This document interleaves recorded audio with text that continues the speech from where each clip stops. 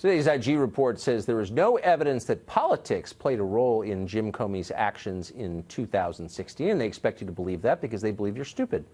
But it is clear a lot of people in his life were deeply hostile to Donald Trump, and now we know the FBI was filled with the same kinds of people. Today's report reveals even more text messages to and from Peter Strzok and his girlfriend Lisa Page, including this damning exchange from August of 2016. Page texted Strzok, quote, "Trump's not ever going to become president, right? Right?" Strzok's reply, quote, no, he won't. We'll stop it." Strzok and Page aren't alone either. Thanks to today's report, we know at least one other FBI official was militantly anti-Trump in his outlook.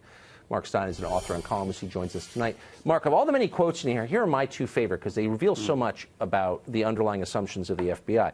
So here you have Peter Strzok and to his girlfriend, quote, "Just went to a Southern Virginia Walmart. I could smell the Trump support." And then this on election night from an FBI employee. "Trump supporters are all poor to middle class, uneducated, lazy pieces of human feces that think he will magically grant them jobs for doing nothing. They probably didn't watch the debates, aren't educated on his policies, and are stupidly wrapped up in his unmerited enthusiasm." These people, these FBI employees, see themselves as members of the ruling class looking down their noses at the country they're supposed to be serving. What does that tell you? Right.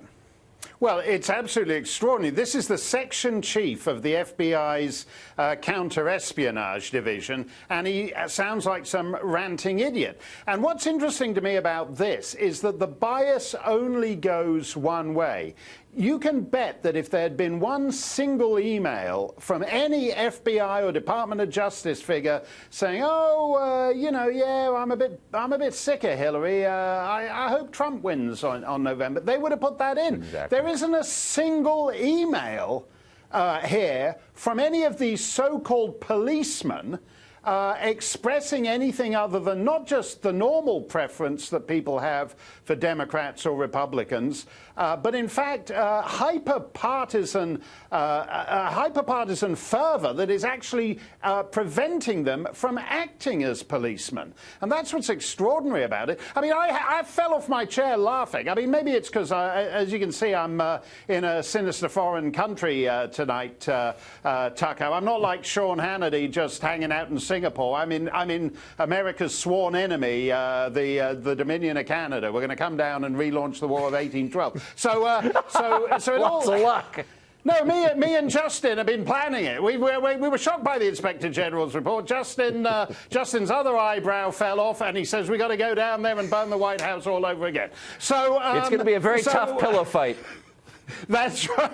What is it's Christopher Wray today at his press conference when he was asked why hasn't he fired Peter Strzok, said, "Oh, well, we're going to do this by the book."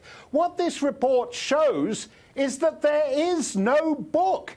You have the director of the FBI who thinks that he's not only the investigative detective, but he's also the prosecutor and the judge. That's not a small mistake. That's devastating.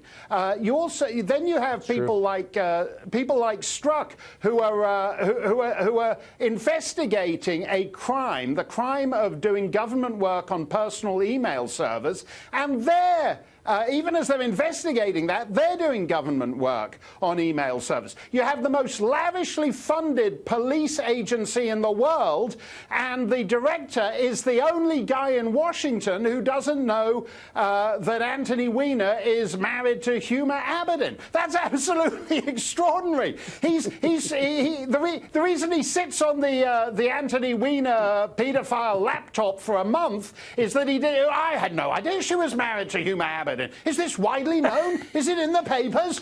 They were married by Bill Clinton. You're the FBI director. This is why don't you just as I said, we're going to come down and relaunch the War of 1812. You should have the budget. They should be reduced to the budget of some Moose Jaw police department, and then they might be able to figure out whether who Huma Abedin's married to.